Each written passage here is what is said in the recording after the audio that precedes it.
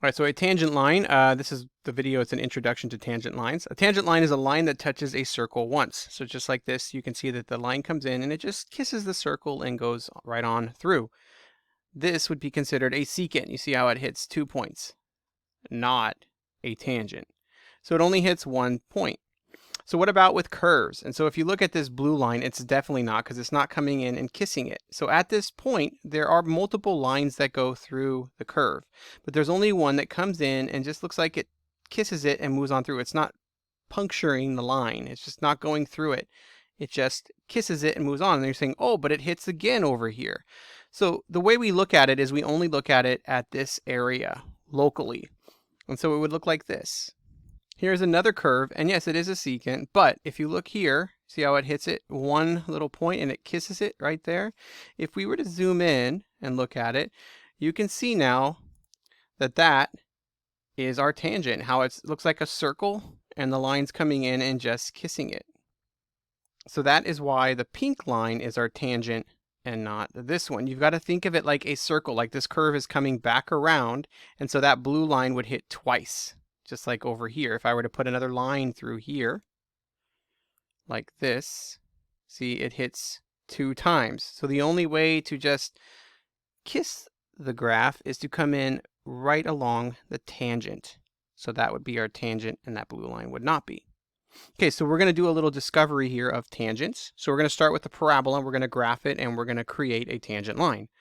So we have y equals x squared, and if we're going to graph it, we know it starts with that shape, the up 1 over 1. And if you were to plug in 2, you would get 4. And if you were to plug in 3, you would get 9. Remember, we're just squaring them. So it's just the square of the numbers. And normally I'd have you get into groups, but this is a video, so I can't really have you do that. So if we plug in 1 into x squared, we would get 1. And if you plug in 2, you get 4. And if you plug in 3, you get 9. And if you plug in 2.5, you get 6.25. Right, just a calculator version, 2.5 squared. So what we're going to do is do a little way to construct a slope. It's very archaic, but it does work most of the time. So what we're going to do with nice problems, it works. Find the slope of the line connected by the endpoints of the interval 1, 2. So we're going to start with this guy here and this guy here with 1, 1 and 2, 4. That's what it wants us to do with our interval. The 1 is 1, 1 and the 2 is 2, 4. So we're going to go on the interval. This is for our x's. So we're going from that point to that point, and as you can see, it makes a secant line, not a tangent. But it's still going to give us a slope. So if we find our slope, y minus 1, y minus y, and x minus x, we end up with 3 over 1, which is 3.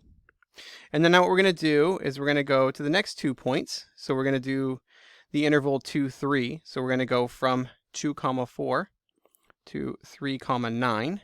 And so from these 2 points and create that other secant line, still not a tangent, but does give us a slope. So 9 minus 4, 3 minus 2, and that would be 5 over 1, which is 5. Okay, so let's see how we can use these.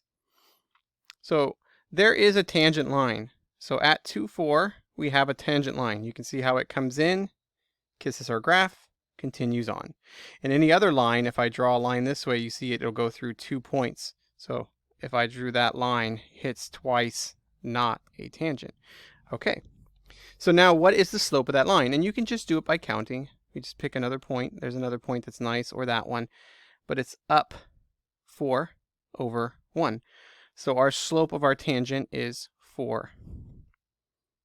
And we can also take our point now, 2, 4, and the second part asks us, what is the equation of the line? So we can use our y equals mx plus b or our slope-intercept form. So I'm going to say y minus 4 equals 4x minus 2, and I'm going to leave it alone. That's it. Because you see, that is the equation of a line. I like point-slope form. So right there is our point, and then we just go up 4 over 1. It gives us the equation of a line. But yeah, you can also solve it, and you would get y minus 4 equals 4x minus 8 plus 4 plus 4 we get y equals 4x minus 4.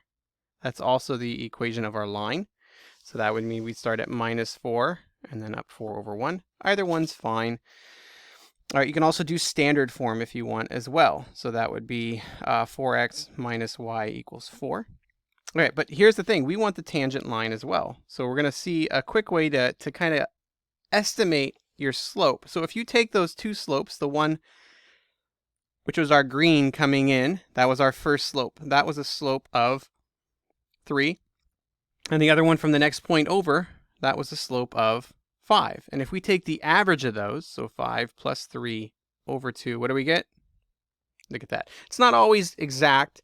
It's usually approximately close, but it's a quick way to average to find out if your slope is correct. So if you find the slope from one point in and one point out and average them, it'll give you a pretty decent check of what your slope is. But that's our tangent. The tangent is a line going in. And as you can see, we're not going to be able to find that slope off of one point. So we need other techniques, and that's what the next videos will cover. How to find the slope of the tangent to your function. Thank you.